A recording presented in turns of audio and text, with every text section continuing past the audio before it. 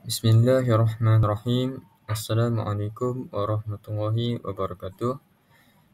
Nama saya ialah Muhammad Azfar bin Fathul Alim dari kelas B9 dan hari ini saya akan membentangkan sebuah tajuk iaitu aspirasi dan hada tuju pendidikan serta implikasinya terhadap guru berjiwa pendidik. Okey, baiklah. Yang pertama ialah sedikit pengenalan tentang tajuk ini. Pendidikan ialah suatu proses pembelajaran untuk membentuk pengetahuan, kemahiran dan nilai seseorang. Ia boleh diperoleh melalui pendidikan formal, non-formal atau pengalaman harian. Pendidikan penting dalam membentuk individu yang berilmu, berakhlak dan berdaya saing dalam kehidupan. Baik, sebagai contoh untuk pengalaman harian, kita boleh ambil satu situasi di mana ketika seseorang anak atau ketika anak itu berusia muda, masih lagi kecil, beliau boleh mendapatkan ilmu pengetahuan atau pendidikan daripada keluarganya, termasuklah daripada ibu bapanya. Hal ini dikatakan demikian kerana apabila seseorang individu itu mendapat pengetahuan dari sejak usia yang muda, terutamanya dalam bab adab dan juga akhlak daripada ibu bapa mereka dari usia yang muda, maka apabila kanak-kanak itu menjadi dewasa, beliau akan menjadi kebiasaan atau menjadi tabiatnya untuk sentiasa menghormati seseorang yang lebih tua daripada beliau. Untuk secara ringkasnya, seseorang keluarga atau ibu bapa itu memberikan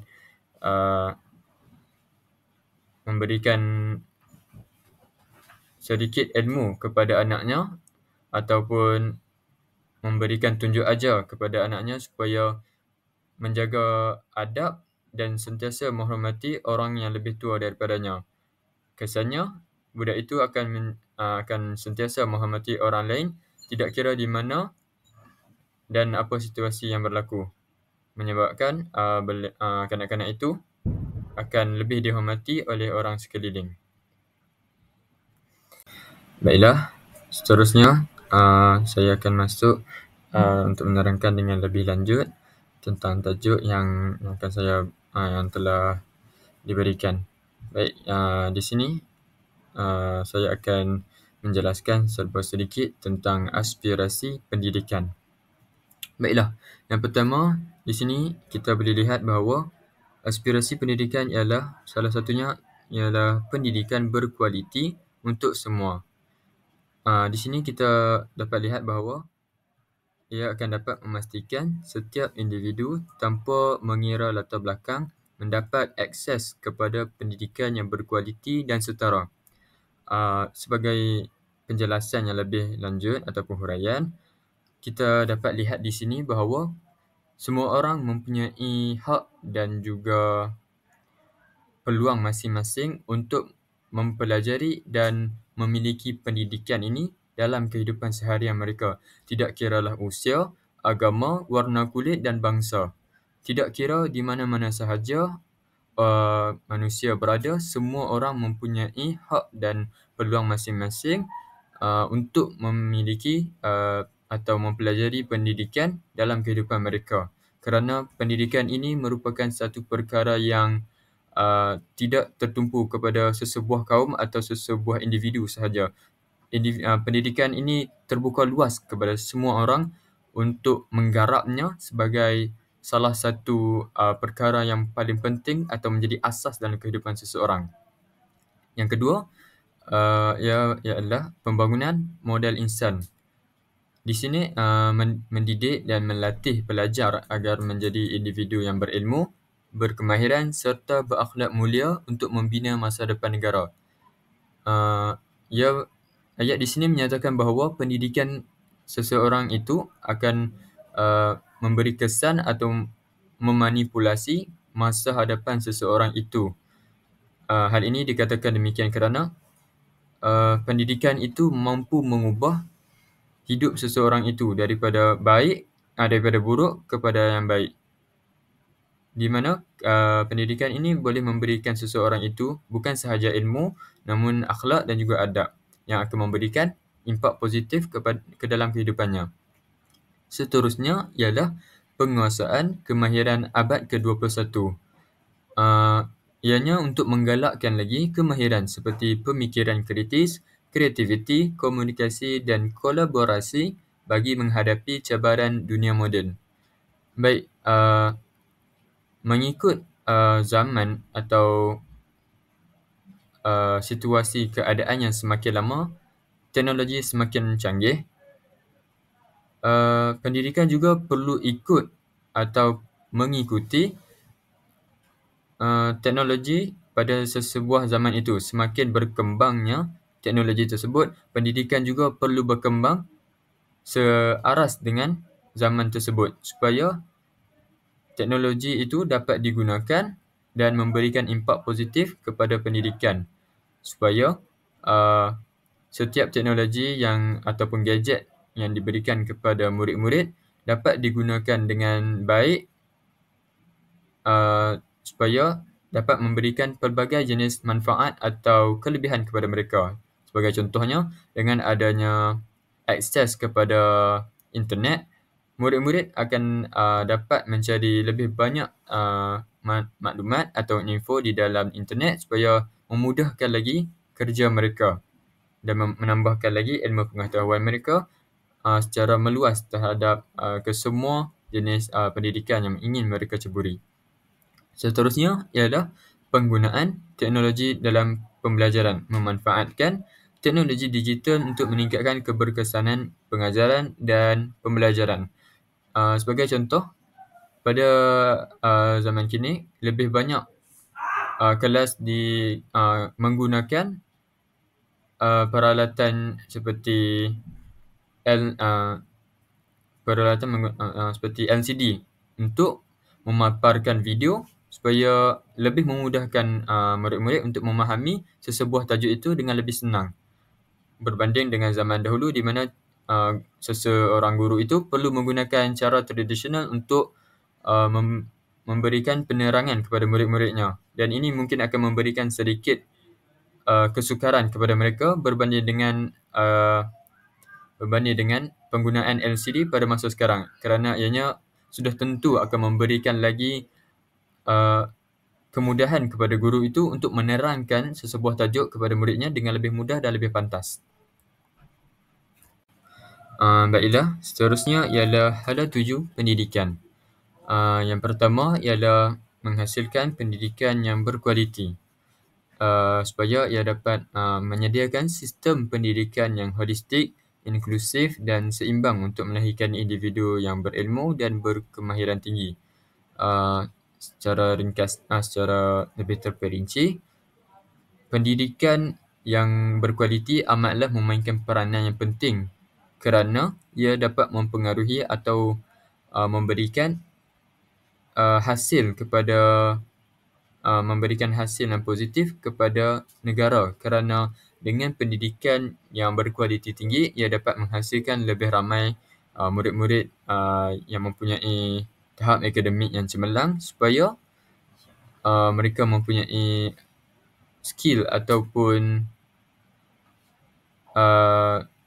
mempunyai skill yang tertentu supaya mereka dapat menggunakannya pada masa hadapan untuk dijadikan sebagai salah satu skop untuk mereka mencari pekerjaan. Seterusnya ialah pembangunan sahsiah dan jati diri. Melalui pendidikan, ia akan dapat mendidik pelajar nilai moral, etika dan patriotisme untuk membentuk masyarakat yang berakhlak dan bertanggungjawab. Hal ini dikatakan demikian kerana pendidikan itu tidak bermakna seseorang itu hanyalah mempunyai ilmu pengetahuan yang tinggi, namun seseorang itu juga perlu mempunyai nilai-nilai etika dan moral yang setara ataupun yang tinggi dengan ilmu pengetahuan yang beliau ada.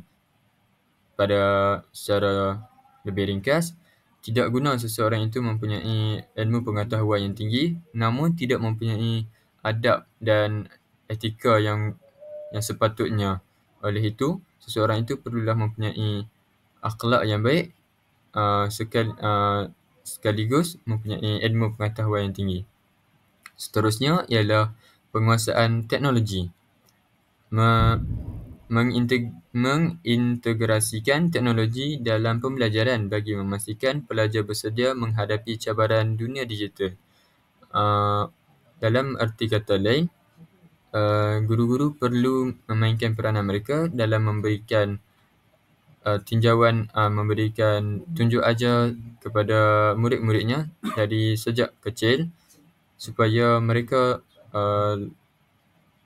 mempunyai sedikit ilmu pengetahuan daripada kecil tentang teknologi terkini supaya mereka akan dapat mengadaptasi ke dalam dunia yang semakin bertambah canggih ini.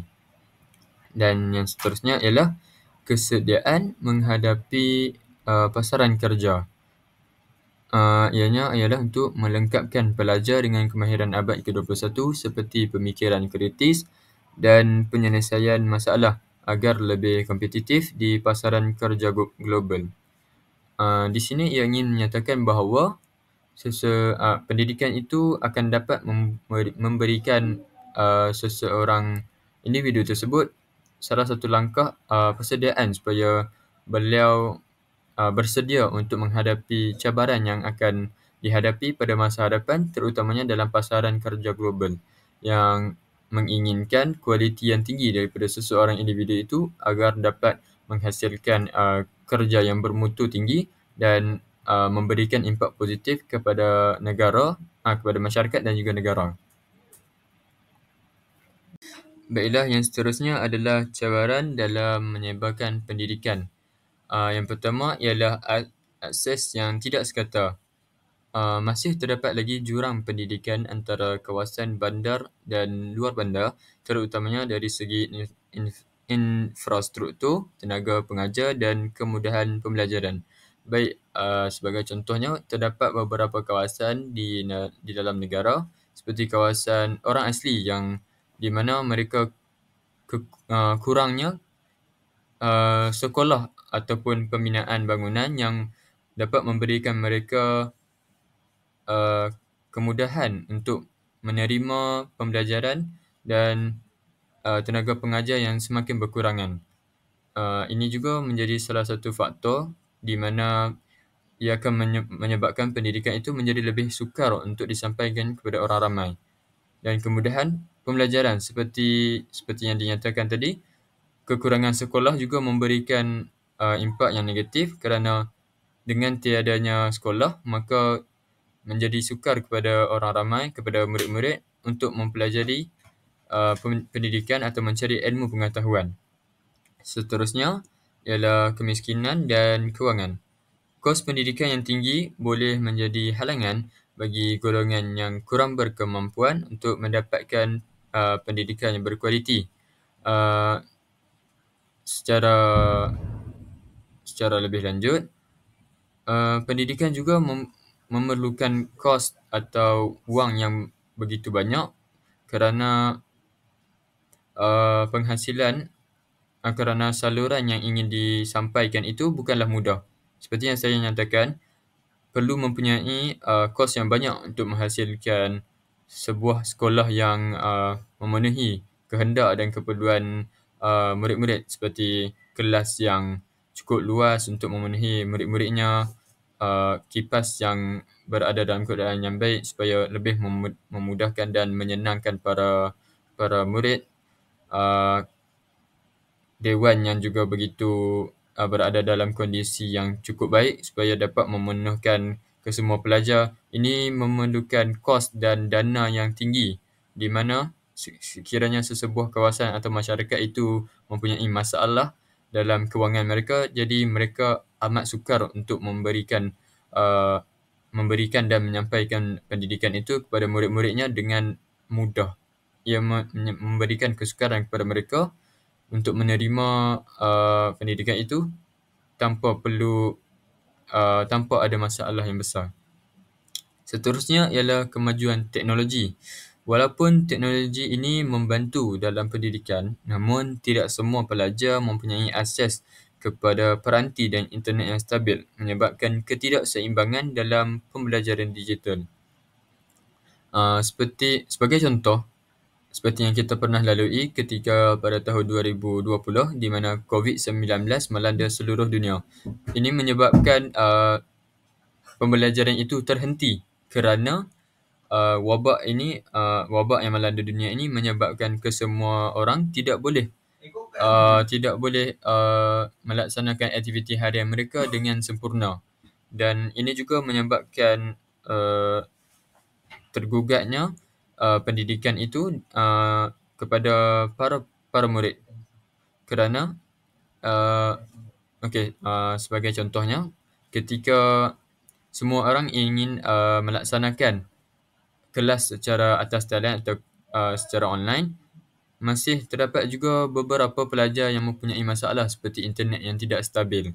Ini juga menjadi salah satu faktor di mana yang akan menghalang pelajar itu untuk mendapatkan akses kepada pembelajaran. Dalam arti kata lain, pelajar itu tidak dapat mendapatkan ilmu pengetahuan yang ingin dipelajarinya. Seterusnya ialah kekurangan tenaga pengajar yang berkualiti. Kekurangan guru yang berkelayakan dan berpengalaman boleh menjejaskan kualiti pendidikan, terutama di kawasan pedalaman dan negara membangun. Baik, secara lebih jelas, tenaga pengajar yang berkualiti bermaksud seseorang guru itu mempunyai skill atau kualiti yang cukup dalam menyampaikan ilmu dengan jelas dan terang kepada muridnya. Sekiranya guru itu mempunyai kurang sedikit skillnya atau seperti social skill, maka ia akan menjejaskan bagaimana seseorang guru itu akan menyampaikan ilmu yang ingin disampaikan kepada murid-murid mereka. Jadi, institusi-institusi yang tertentu perlulah melatih dan menghasilkan guru-guru yang berkualiti tinggi agar dapat menyampaikan ilmu pengetahuan kepada murid-muridnya tanpa sebarang masalah.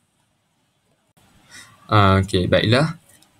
Disebabkan sudah ada cabaran untuk meluaskan lagi pendidikan, sudah pasti akan ada langkah-langkah untuk mengatasi cabaran tersebut.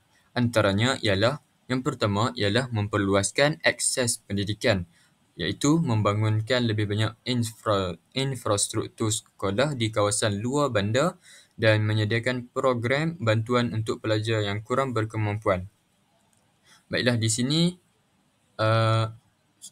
secara huraian kepada isi ini ialah pihak kerajaan perlulah bijak dalam mencari wang ataupun dana dalam memastikan setiap sekolah yang tidak mempunyai wang yang secukupnya mendapat bantuan daripada kerajaan supaya memudahkan lagi kos dalam membina bangunan ataupun membuatkan sekolah itu menjadi lebih selesa kepada para pelajar untuk mempunyai keselesaan dalam menerima ilmu pengetahuan.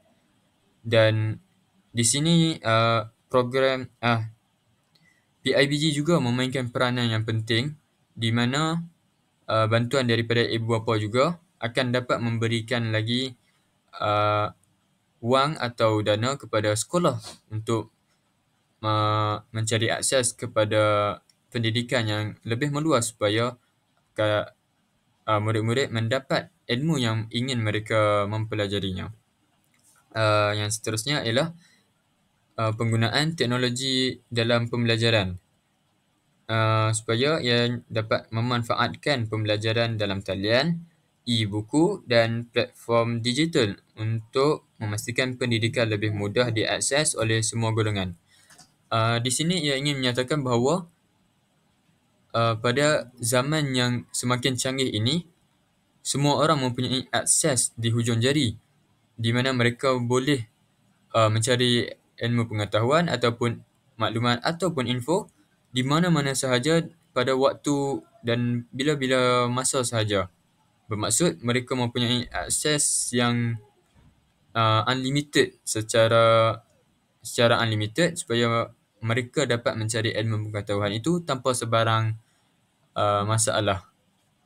Dan ini akan memberikan lagi lebih banyak kemudahan kepada para pelajar untuk mencari maklumat dengan lebih mudah.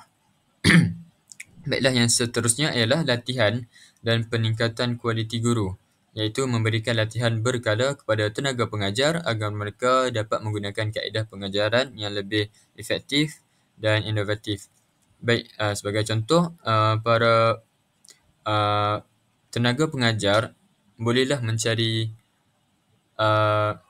sedikit tips ataupun sedikit tips daripada guru-guru yang terdahulu, atas kerana masa dan experience yang telah mereka lalui menyebabkan mereka mempunyai begitu banyak pengalaman untuk mengatasi sesuatu situasi. Jadi tenaga pengajar yang baru boleh mencari tips daripada guru-guru yang sudah berpengalaman. Seterusnya ialah kerjasama dengan pelbagai pihak, iaitu melibatkan kerajaan, sektor swasta, NGO dan masyarakat dalam usaha membangunkan program pendidikan yang inklusif dan mempan. Di sini ia ingin menyatakan bahawa ia ingin menyatakan bahawa semua orang yang bertanggungjawab perlulah memainkan peranan mereka dalam memastikan generasi yang seterusnya mendapat ilmu pengetahuan atau pendidikan yang berkualiti tinggi. Bermaksud bukan hanya sekolah dan juga kerajaan sahaja yang menyalurkan wang, namun NGO dan juga masyarakat lain juga boleh memberikan wang ataupun memberikan sumbangan kepada sekolah tersebut supaya akan lebih memudahkan mereka mendapat akses kepada pendidikan supaya memudahkan lagi para pelajar dan murid untuk mendapatkan ilmu pengetahuan. Baiklah, kemudian kesan penghasilan jika sekiranya dapat menghasilkan murid-murid yang cemerlang. Setelah langkah-langkah dan juga peranan yang telah dihasilkan oleh seseorang guru itu, sekiranya ia dapat menghasilkan murid yang cemerlang, ia akan memberikan impak yang positif kepada masyarakat, kepada bangsa, masyarakat dan juga negara. Antaranya ialah ia akan dapat meningkatkan lagi kualiti sumber manusia, di mana murid yang cemerlang akan menjadi tenaga kerja yang berkualiti tinggi, di mana ia juga akan dapat mampu menyumbangkan kepada kemajuan negara. Okey, sebagai contohnya, apabila seseorang murid itu pakar dalam bidang akaun, oleh itu pada masa hadapan beliau mempunyai peluang atau masa hadapan yang cerah untuk menjadi seorang akaunten yang berwibawa dan berwawasan, di mana beliau akan dapat menyelesaikan setiap tugasan beliau dengan penuh kecekapan, di mana setiap tugasan beliau akan dapat dihasilkan dengan kualiti yang tinggi. Sekaligus ia juga akan memberikan impak ataupun kesan positif kepada negara. Seterusnya ialah melahirkan pemimpin masa depan. Pelajar yang berilmu dan berakhlak baik berpotensi menjadi pemimpin yang berwibawa serta mampu membawa perubahan positif kepada masyarakat. Baik, sebagai contohnya, tidak mustahil untuk seseorang pelajar itu, seseorang pelajar atau murid yang cemerlang itu menjadi mungkin Perdana Menteri di sesebuah negara. Kerana dengan penghasilan murid yang cemerlang ini, beliau mempunyai peluang yang lebih tinggi untuk menjadi seorang pemimpin yang berwibawa dan berwawasan, di mana beliau akan dapat mengubah situasi sesebuah negara itu menjadi lebih baik. Sebagai contohnya, seseorang murid itu dapat menyelesaikan masalah yang dihadapi oleh sesebuah negara itu apabila beliau dilantik menjadi Perdana Menteri yang seterusnya. Disebabkan beliau merupakan salah seorang murid yang cemerlang, beliau mempunyai tahap kepimpinan yang tinggi untuk mengatur dan menyelesaikan segala masalah yang terdapat di negara, dan beliau juga mempunyai skill memimpin dengan baik, dan ia akan menyebabkan negara itu akan menjadi lebih maju dan lebih stabil pada masa yang akan datang. Seterusnya, murid yang cemerlang juga akan dapat meningkatkan taraf hidupnya. Hal ini dikatakan demikian kerana pendidikan yang baik akan dapat membuka peluang pekerjaan yang lebih baik sekaligus meningkatkan taraf hidup individu dan keluarga. Di sini ia ingin menyatakan bahawa sekiranya murid itu mendapat pendidikan yang baik, maka ia juga akan dapat menukarkan atau meningkatkan lagi taraf hidupnya. Kerana dengan pendidikan ini, beliau boleh menukar nasib dirinya dan keluarganya. Di mana sebagai contoh, sesebuah majikan itu ingin memilih seorang pekerja baru. Sebagai contoh, terdapat 2 orang yang ingin menceburi sesebuah bidang, skop bidang tersebut. Di mana individu A ini hanya mendapat sebagai contoh, individu A ini hanya mendapat pembelajaran sehingga ke SPM. Namun, individu B ini melanjutkan pembelajarannya sehingga ke tahap universiti. Sudah pasti majikan tersebut akan memilih individu B kerana ilmu pengetahuan dan skill yang individu B ini ada sudah tentu lebih tinggi daripada individu A. Jadi, pendidikan akan memberikan kesan kepada kehidupan seseorang tersebut. Jadi, seseorang yang lebih berpengetahuan atau lebih pendidikannya, ia akan memberikan peluang yang lebih cerah kepada beliau untuk mendapatkan pekerjaan yang bagus, yang lebih baik pada masa yang akan datang. Seterusnya ialah membangunkan negara yang maju. Generasi yang berpendidikan tinggi dan berdaya saing dapat memacu pertumbuhan ekonomi serta membangunkan negara ke arah yang lebih maju dan berinovasi. Sekiranya sesebuah generasi itu dapat melahirkan murid yang cemerlang, berbilang jenis murid yang cemerlang, maka murid yang cemerlang ini akan dapat memimpin atau membantu negara untuk menjadi lebih maju pada masa yang akan datang. Dengan skill yang mereka ada, mereka akan dapat menjalani setiap kerja mereka dengan lebih mudah dan sekaligus memberikan impak positif kepada negara, menyebabkan negara lebih maju dan mampu berdaya saing dengan negara-negara yang lain, negara-negara maju yang lain, menyebabkan sesebuah negara itu juga akan maju seiring dengan negara yang lain. Baiklah, sehingga sebagai kesimpulannya, pendidikan adalah kunci utama dalam membentuk individu yang berilmu, berakhlak dan berdaya saing. Ia bukan sahaja meningkatkan kualiti hidup, tetapi juga memainkan peranan penting dalam kemajuan negara. Oleh itu, usaha berterusan perlu dilakukan untuk memastikan pendidikan dapat diakses oleh semua lapisan masyarakat demi melahirkan generasi yang cemerlang dan berwawasan.